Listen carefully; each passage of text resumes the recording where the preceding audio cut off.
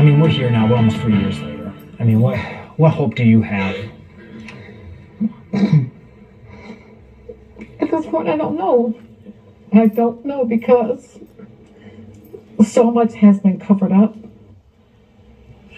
Imagine your loved one murdered and the case gone cold, but then you find out the main detective is the focus of a major scandal. That's the reality for the family you're about to hear from tonight. Their case was handled by Jennifer DePonzio. She's married to an assistant police chief and for years repeatedly mishandled evidence in a lot of cases. And then, as the mistakes piled up, DePonzio went on medical leave and retired.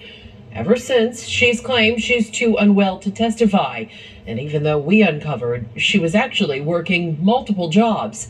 At the beginning of this year, no one outside Phoenix PD knew about the mistakes. But now, as ABC 15 Chief Investigator Dave Biscopine is about to reveal, it's causing a ripple effect throughout the legal system. Up front, know that this really isn't about just one detective.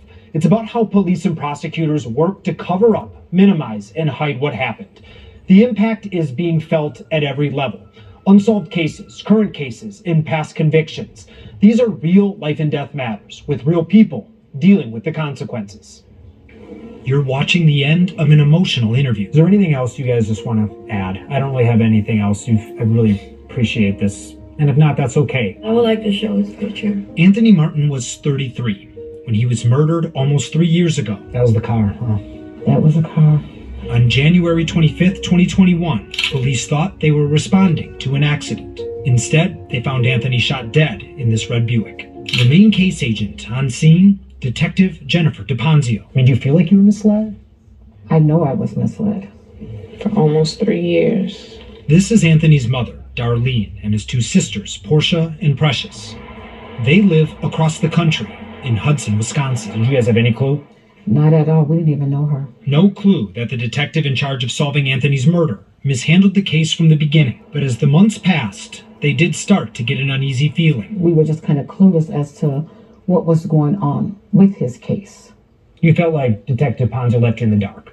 Yes, she did. We obtained internal records, logs, emails, and notes. But it's a page and a half of problems. And we showed the family details they'd never seen, like this internal 6-month review to check in on Anthony's case. DePonzio's supervisor outlined a long list of problems with her investigation. A botched search warrant, missing warrants, missing reports, missing interviews, including interviews from witnesses the night of the murder. It was also the exact day of that 6-month case review when DePonzio went on medical leave, never to return. Anthony's murder was then assigned to a new detective. Is anything going to happen? Is it going to go any further? Or is it just going to be a cold case? Just another name on a list. Just another name on the list. That's how I feel. The list of investigations impacted by Jennifer DePonzio is long. There's 61 of them. And in this internal memo, it says her mistakes caused a different homicide from 2020 to go cold. DePonzio interviewed a witness who actually named suspects, but she never uploaded the recording or wrote a report. Quote, "This information would have progressed the investigation that has since stalled and possibly lead to an arrest and a closure." Did a top Phoenix police detective mishandle evidence in a large number of murder cases? As we've reported, the mistakes impact far more than unsolved cases. They're impacting 37 court cases. Everybody has said, we're going to let this be the case that kind of directs, in some ways, what goes on in the others. Like this first-degree murder case, a judge currently holding hearings to decide whether or not to dismiss the charges for outrageous government misconduct. For the last 6 months, this has almost exclusively been about Detective DePonzio. Past convictions are also impacted. This notice of post-conviction relief was filed in August. It cites our reporting, and it says the court had no idea about DePonzio's past misconduct and mistakes, and we've learned more appeals will be coming. Now, back to Anthony's case. I just really feel like how I was feeling, I was right.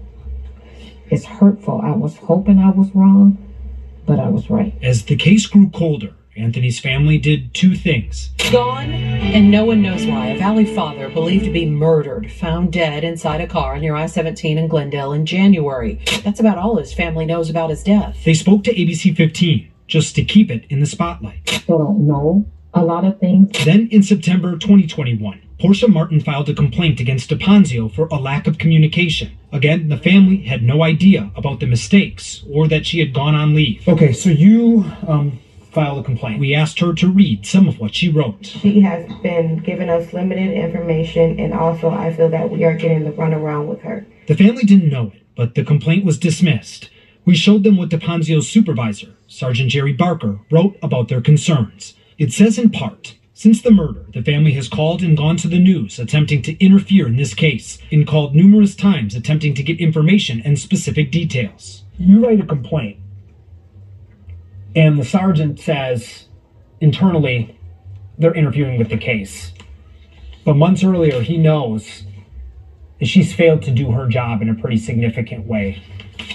How does that make you feel? They're essentially starting to blame you when they already knew there were problems with their person. As a mom, very hurtful. Because I always felt like, and I told, and I said, he may not have been a somebody to you, but he is a somebody to us. And I knew there was some shiesty stuff going on with his case because I could feel it. I mean, we're here now. We're almost 3 years later. I mean, what hope do you have? At this point, I don't know. I don't know because so much has been covered up. So much has been lost. There's been so many lies. There's been a lot of deception. I'm investigator Dave Biscobing, ABC 15, Arizona. Phoenix police did not directly respond to specific questions for Dave's report. Instead, a spokesperson emailed a statement simply writing, the Martin case is still an open and active case.